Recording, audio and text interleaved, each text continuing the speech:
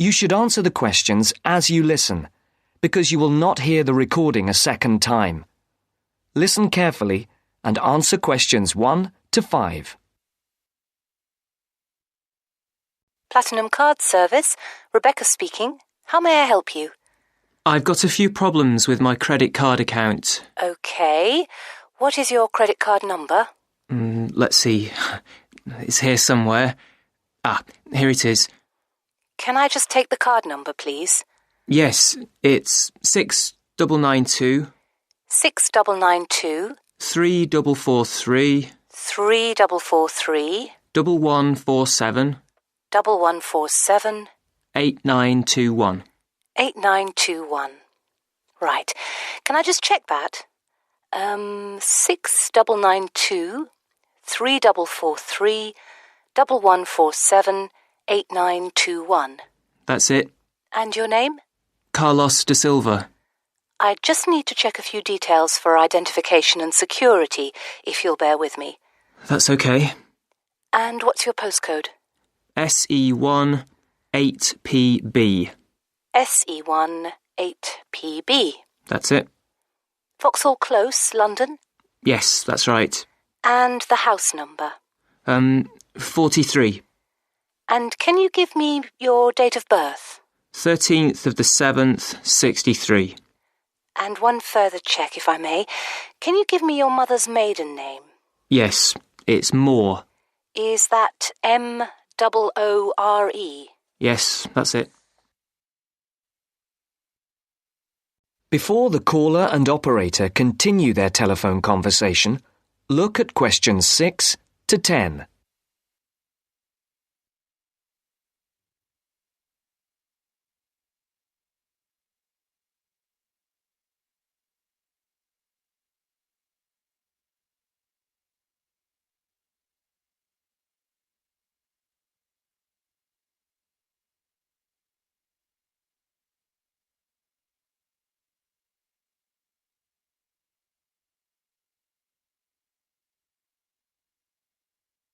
Now listen to the next part of the conversation and answer questions 6 to 10.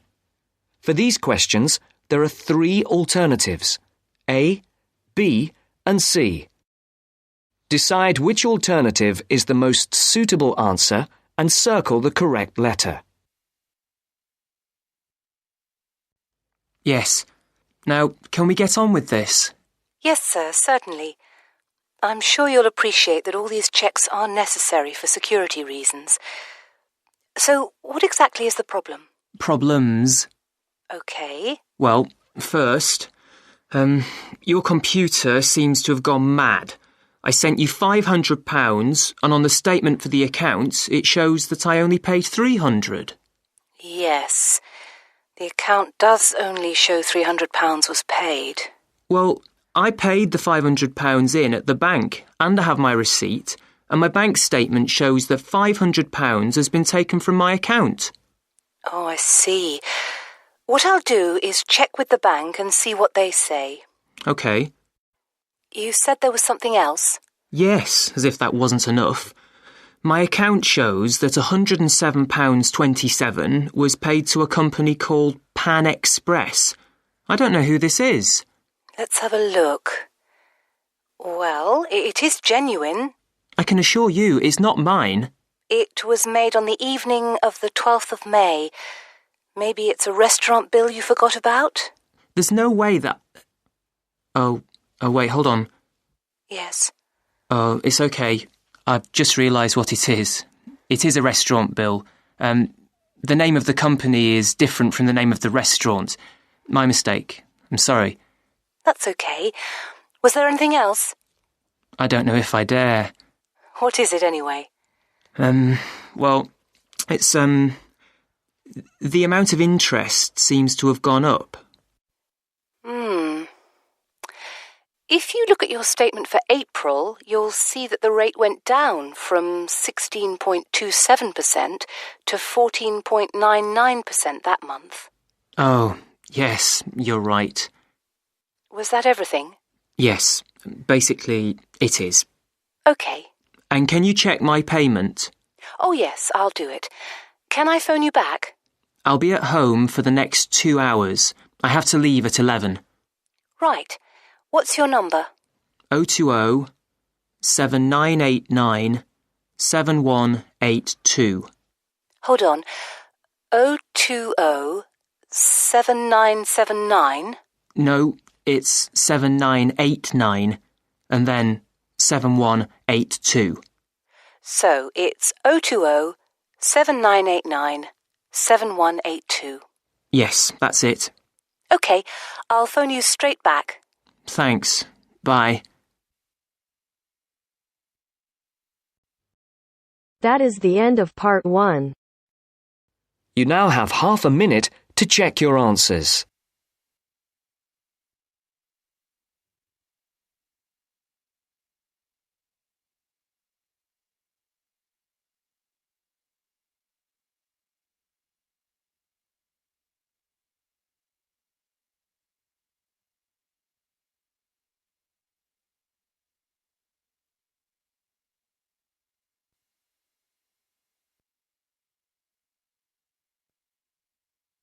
Now turns to part 2. Part 2. You are going to hear a teacher helping high school students visiting from an overseas school to fill in a school excursion permission note. First, you have some time to look at questions 11 to 17.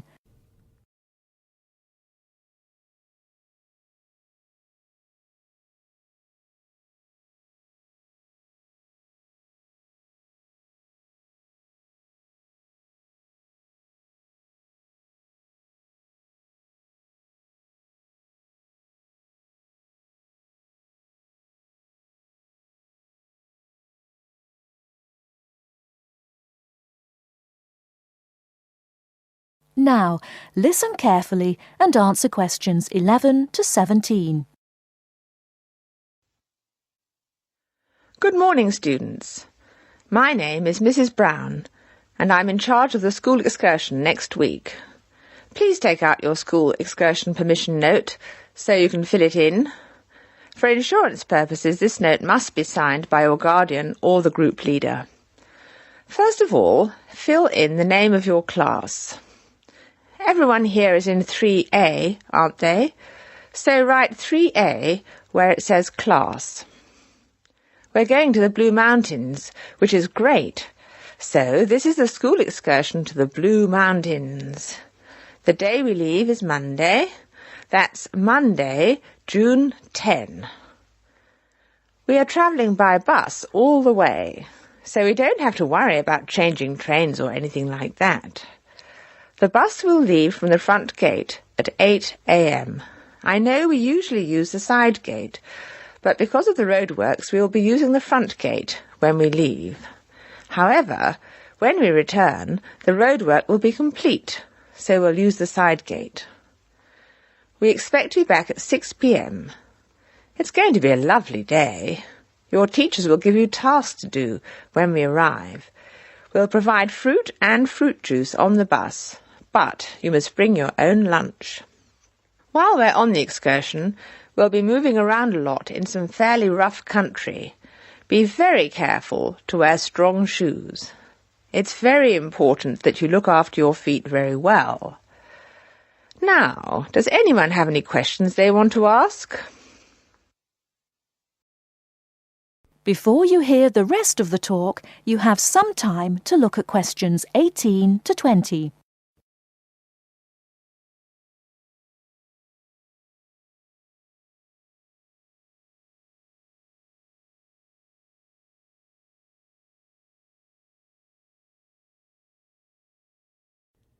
Now listen and answer questions 18 to 20.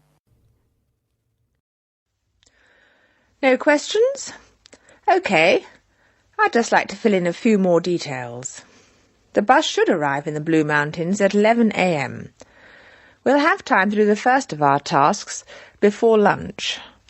The bus is not a new one, but it does carry one piece of special equipment, a first aid kit. I certainly hope we won't have to use it, but it's nice to know it's there in case we have a medical emergency. The other class on this excursion is 3B, so I know it'll be a good day. The last time 3A and 3B went out together was a thoroughly successful excursion. That is the end of part 2. You now have half a minute to check your answers.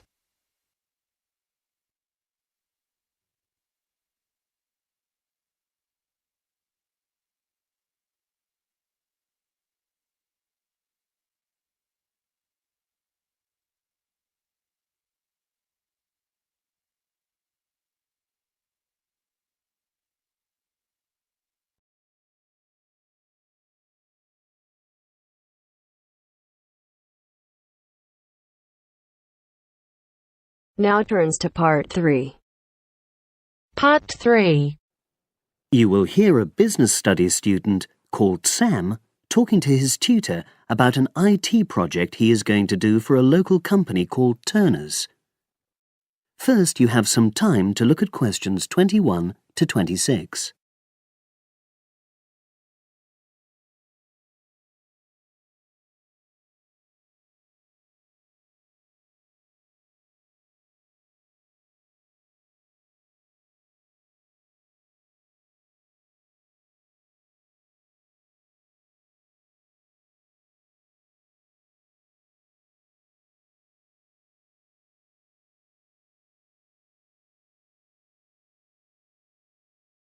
Now listen and answer questions 21 to 26.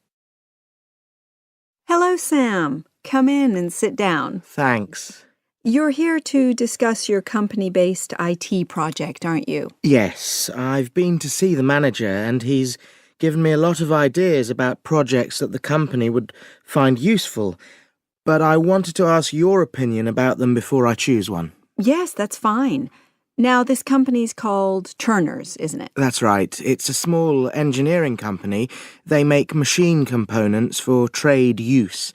They're well established. They started in 1976, but they're a bit old-fashioned. Okay. And what kind of projects did Turner's suggest you could do for the company? Well, they want some improvements made to their customer database. The one that they've got at the moment isn't very useful in some ways. I had a quick look at it. That would be a very straightforward project, and it'd be simple enough to evaluate, but I don't think you'd get enough out of a project like that. You wouldn't learn anything new. Well, another project they suggested is to do with their online sales catalogue. At the moment, customers can look at their products, but they can't actually order them online, which must affect their competitiveness. But I said I thought it would take too long. It's quite a big task. You're right. It's too much for the time you've got. It's a pity, though. Then they want some help with their payroll system. At the moment, the way they calculate pay involves a lot of manual accounting. I suggested they could have a system where employees register electronically when they arrive and leave work, so the hours they do could be transferred automatically. I think you'd get a lot out of a project like that. It would extend your skills, but it wouldn't be too much to take on.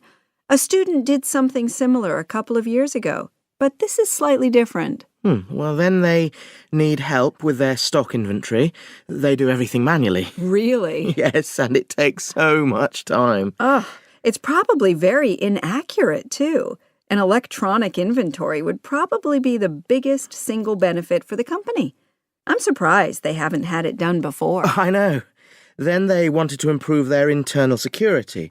The manager had visited other companies where the staff use swipe cards to access various areas of the building. It sounded useful, but the trouble is I'm not really sure how to do it. Well, I think you're right in that assessment. At the moment, it's probably a bit beyond your level of knowledge. Is that all? Just one more. Customer service. They want to be able to collect feedback from their customers in a more systematic way. At the moment, it's a bit of a mess, and they probably lose business as a result. Would that involve you going to see customers at their own premises? Because in that case, you might have to do a fair amount of traveling, and that would incur expenses that haven't been agreed with these companies. I never thought of that. Well, it might not be a problem, but it's something that needs clarifying. Well, I hope that's been helpful in narrowing down the options. Yes, it has, thanks. I'll be able to make a decision now. But while I'm here, can I talk to you about coursework? Sure.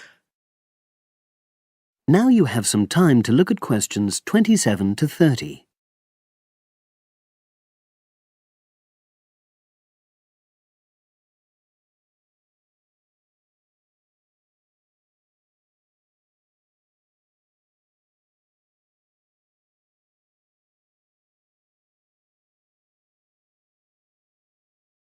Now listen and answer questions 27 to 30. I'm not very happy about the way our group assignment is working. There are some problems. Oh dear.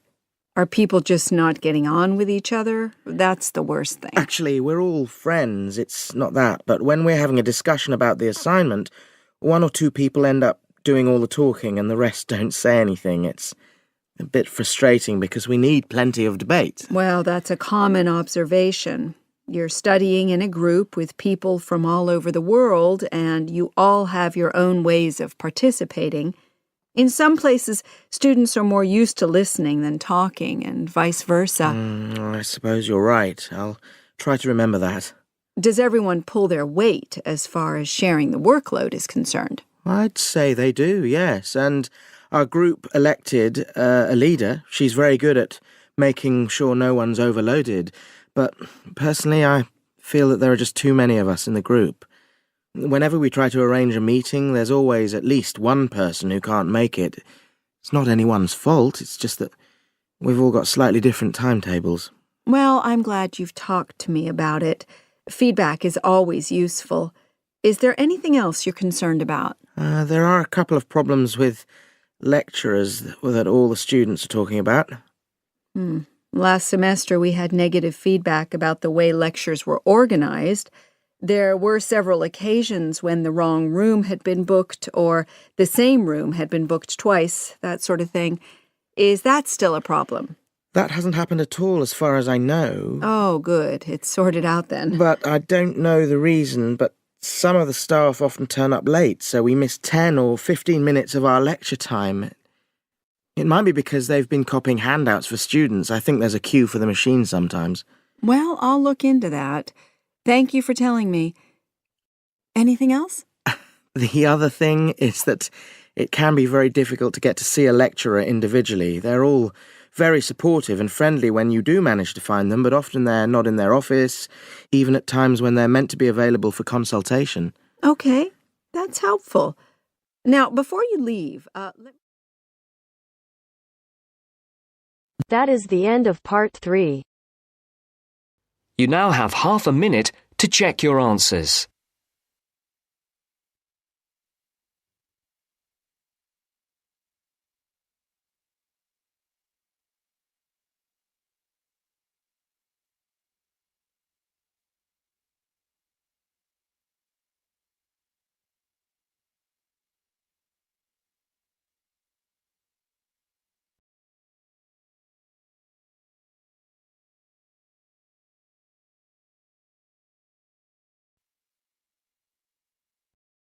Now turns to part 4.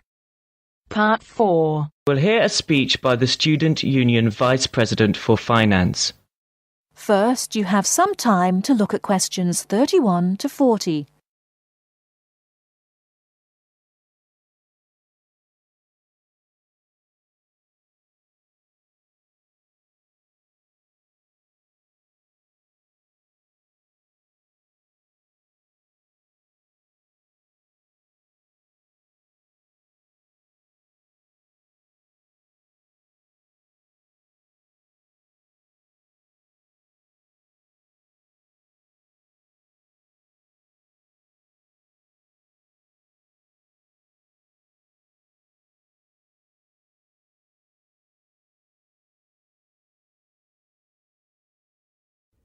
Now listen carefully and answer questions 31 to 40. Now you will hear the speech. Hello, as VP Finance, my job is to oversee the spending of our grant to ensure that all areas of student union activity run efficiently and smoothly, without any financial headaches. I have a thoroughly efficient finance team. Ursula, Ella, and Henrik. We are all here to help you as best as we can.